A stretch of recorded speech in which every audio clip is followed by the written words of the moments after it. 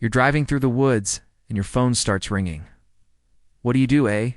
Ignore it and hope it stops? B. Pull over to the side of the road and answer it. C. Speed up and try to get away from whatever's out there in the woods watching you. Or D. All of the above, because you're really scared. Welcome back to another episode of Would You Rather, where we ask you which option you would choose in a horrific situation. Option A, ignore it and hope it stops.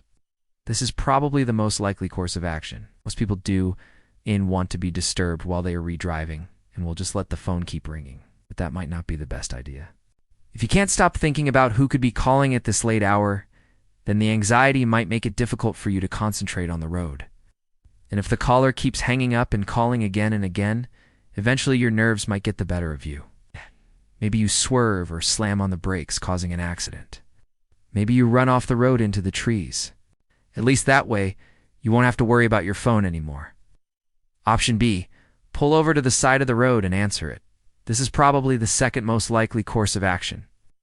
There's something unsettling about being alone in your car in the middle of the night with your phone ringing, especially when you know that whoever is out there in the dark woods is watching you. And it's also possible that they're the one who called you. So what are you going to do? Just ignore it. That seems rude. And you never know when someone's life could be in danger. It could be an emergency call, or it could be someone trying to see if you're alone. Either way, you owe it to them to at least find out. After you park your car and turn on your hazard lights, you can look around to make sure you're safe before opening your door and answering your phone.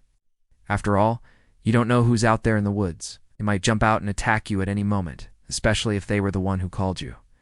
That is, unless you've done something bad recently, like run someone off the road or something. Then maybe you deserve whatever's coming to you.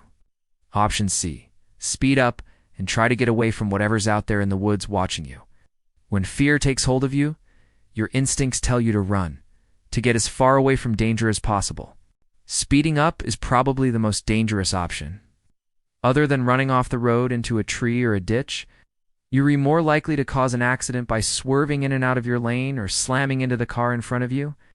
Not only that, but speeding in a panic is much more likely to attract the attention of whatever is in those woods. Like if this is some sort of forest creature, speeding away from it is like shining a spotlight right on your prey. Whatever is out there in the dark will be able to see you clearly now, and if it wants to chase you down and kill you, then that's exactly what it'll do. So if you're going to answer your phone, you may as well pull over and do it quickly. That way you minimize the amount of time you re-expose to whatever is out there in the woods.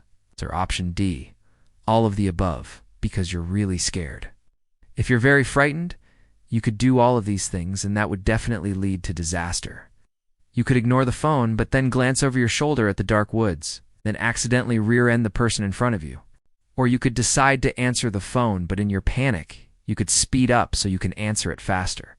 Or you could try to slow down and pull over, but accidentally hit the gas instead of the brake and zoom past the spot you were aiming for, nearly missing a deer. Each option is fraught with peril, and you really can't win. So let us know in the comments which option you would pick, and then watch this video for even more scary scenarios that you need to choose between. When you see a shadowy figure standing next to you on a long exposure photograph taken with your DSLR camera, you realize it's not a ghost. After all, you were standing right next to it when you took the photo, so it must be a living person. What do? Try to remember everything about them so you can report it to the police? B. Delete the photo and pretend it never happened. C. Take another photo of them and see if they notice. Or D. Start talking to them and see if they talk back. When you think you're being followed home by a stalker, what do? A. Go inside and lock the door. B.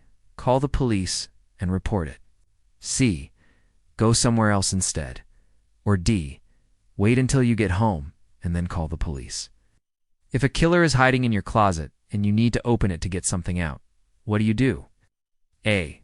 Turn on all of the lights in the room. B. Call out to them and ask what they want. C. Stick your head in the closet to try to find them. Or D. Grab a weapon before you open the door. When you see a dead body floating in the water, what do? Call the police and tell them where you saw it. B. Dive in and try to save them. C. Hope that someone else dives in and saves them. Or D. Leave the area quietly so no one will ever know. When you hear footsteps behind you on a dark street, what do? A. Walk faster. B. Start running. C. Cross the street and hide between parked cars. Or D. Turn around and face the person making the noise. When you see a monster under your bed, what do? Continue sleeping and pretend it wasn't there? B. Scream and wake everyone up? C. Move to a different bedroom? Or D. Go under the bed to see if it moves? When you see a stranger in your bedroom window, what do? Call the police. B. Peek out the window to see what they're doing. C. Hide behind the curtains. Or D. Make yourself invisible by huddling in the corner. Let us know in the comments which option you would pick in each scenario. And then if you still haven't had enough, check out this other video, where we ask you which option you would choose in a horrific situation. Thanks for watching, and we'll see you next time.